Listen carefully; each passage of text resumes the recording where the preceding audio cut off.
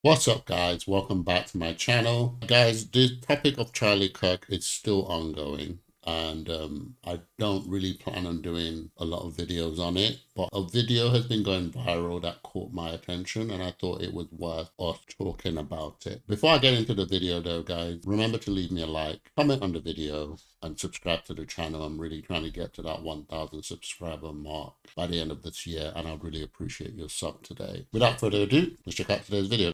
I had to walk out of church today over comments about Charlie Kirk. I'm on the verge of tears sitting in this parking lot. Yeah. Because I'm having such a complex with my faith. Why? Because I genuinely don't understand how Christians are pushing this man as though hate didn't come out of his mouth and heart on a consistent basis. Right. And I'm genuinely sitting here like, if this is the God that we serve, if this is the reflection of the God we serve, really? Do I want to be a part of it? Whoa. I'm truly having a conflict with my faith, because the leaders that we're supposed to be following Seriously? are guiding us in this way to feel empathy and sympathy, and like that this person was this great Christian, and that the message that his wife gave, she's actually cried. It started off with like praising God. And I'm like, did we miss the chapter of hate that? Which chapter?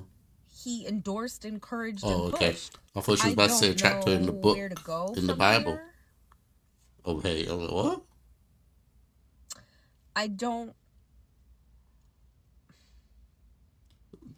This is a new level of hate and hide yourself behind a Bible. To me, is not something I want to be a part of, and it's not the faith I want to be a part of. So what do I do? It's not the faith you want to be a part of? I got up out of church and walked out. That's crazy. And I'm at a battle within myself, sitting here. It's like, to what do I do? Wow. I don't want him to be a reflection of what I believe. You don't own the faith. When your leaders and your pastor, I can't believe people are like is that. Saying that is the reflection. To me, I feel like I'm smart. I feel like I've worked hard to get where I get, and to push a man who thought that I didn't have the thinking capacity to get to where I am, that I stole a white person's spot. Like, to think that that's the okay thought, that me as a black person can't function in this world and be just as great as the next, that I don't deserve where I am. Is that what God thinks of me? Is that what this faith thinks of me? Wait, so now Charlie Kirk is God? I have a couple of things to say about this video, and some of you probably already know where I'm going with this, because just from hearing what she said, if you're a Christian, you can already see where she's gone wrong. But before I get to that, young people, I really want to talk to you guys. The Bible actually says, if it was possible, and this was basically the Bible hyping up how careful we need to be as Christians. It said that if it was possible, that the very elect, basically talking about Christians, would be deceived, if not for the grace of God himself. I didn't say anything about the Hulk Hogan death because there was no refuting the things that he said. Having said that, I didn't think that because he said these things that he deserved to die because of it. I never thought that, and I don't think even now this should be something that you think as a human being. I have seen so many people online call Charlie Kirk a racist and all sorts. Obviously, because he's passed away, his videos are going viral. And a lot of the videos are being recommended to me, and I've actually watched them. My stance in my previous video was that I don't agree with everything that he says, and I don't agree with everything a lot of the people that I watch say. Having said that, that doesn't mean that because they say what they say, that they deserve to be killed. That stance still remained the same. And the reason why I said that is that I actually gave room to the possibility that just like Hulk Hogan, Charlie Kirk may have said some wicked things. But as I went down the rabbit hole of checking out his old videos that people were basically referencing, I watched the context and I was like, wait a minute. This is not what he's saying. I've watched at least 3 or 4 main videos that people use as reference to call this man racist. The one she is referencing is the DEI one, which I explained already. And regardless of what I may feel about it, I still understand how people who don't think about where he's coming from, if you have like a certain mindset, people just need to breathe a certain way and you're gonna pounce on them. I've been like that as well with the way I think about certain things. Like, this is how you can get people to hate a certain race, and this is how you can get someone to hate someone. You just put into their mind that this is the signs of somebody who's going to be like this. The person doesn't even need to outrightly come out and say the thing. They just need to breathe and you're going to pounce on them. But it's so baffling to me how easily people have been deceived, how people have believed this narrative without going to check it, without going to watch it, without going, this is a 60-second video. I wonder what the argument was prior to this comment. Wonder what they were talking about prior or after this comment. And when I watched the full context, I realized that, oh, okay, I see what he was saying and where he's coming from. I still understand why people can be offended. But personally, as a person myself, I get how he got to that argument. The glaring issue here, and the reason why I'm talking about this, is because this woman does not understand the Christian faith. There are 3 things wrong with what she said. 1, if this man is a representation of your faith, he is not a representation of your faith.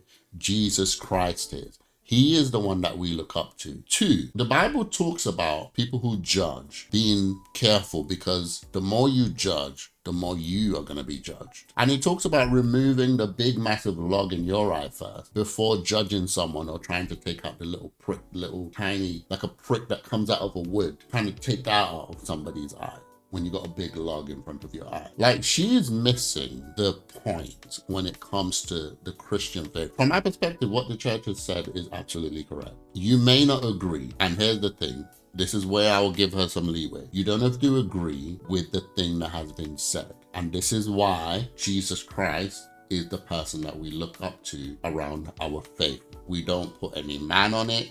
We're not supposed to put even the pastors on it. Yes, they're meant to be an example, but when they fail, and they will, sometimes they do fail, you still need to remember that even though this man did this thing, this pastor did this thing, my faith is dictated by Christ. So when somebody fails you, Christ is still there. When you don't agree with your pastor, Christ is still there. When you don't agree that the pastor says Charlie Kirk is a good person and we should pray for him, Christ is still there. And what's happening here is that her faith does not align with the Bible. Her faith does not align with the Christ that she says she served. The Bible talks about judging, talks about forgiveness. It talks about praying for your enemies. That is one of my favorite verses in the Bible, because it's one of the most hardest to swallow, where it says, pray for your enemies and pray for and love those who despitefully use you. So people who are actually going out of their way to be evil against you, using you, trying to use you. It says, love them, pray for them, because that's what Jesus did. This person in her eyes is an enemy, right? And this is how she has portrayed Charlie Kirk. She should be praying for him. Even if in her mind she believes he's an evil, wicked man, she's meant to be praying for him rather than leaving her church because her church says he's a good man. And guys, this is happening all across the internet. There are Christians who are coming out and behaving like this lady, and the Christians who are basically saying, don't celebrate this. This is wickedness. This is wrong. The person who is wrong in this whole thing, the person who should be spoken about, is the person who pulled the trigger. The focus is this man that has said words, has never attacked anyone, has never pulled the trigger against anyone. Maybe the most he's done is gone to a gun range, which many Americans have done or are still doing, and shoot some target, but he's never pulled a gun on somebody, pulled a knife on someone. He's never taken a life. He's just spoken words. And everyone is saying this man deserves to die, but the gunman, the person who's actually pulled the trigger, it's like, that person's done a lesser crime than this man. It baffles me. So young Christians, my main thing here for you guys is be careful. There is a hive mind. There is a thing where the media or people can put out a narrative about something. And if you don't look into it, you can get bamboozled and you can join in or be added into the discourse or the war or the fight or the dispute around this thing without having the full context of what or why that thing happened. And it's been happening for me personally since 2014, 2016. And there's been so many narratives that have come out and people have said, this is what happened. And I've gone to check them out myself. And I've seen a completely different story. And the reason why I do that, guys, there were certain Christians in the Bible that the Bible actually says, be like these guys. They heard the Bible, they heard the word, and then they went home and opened the Bible. They went to open and research and check out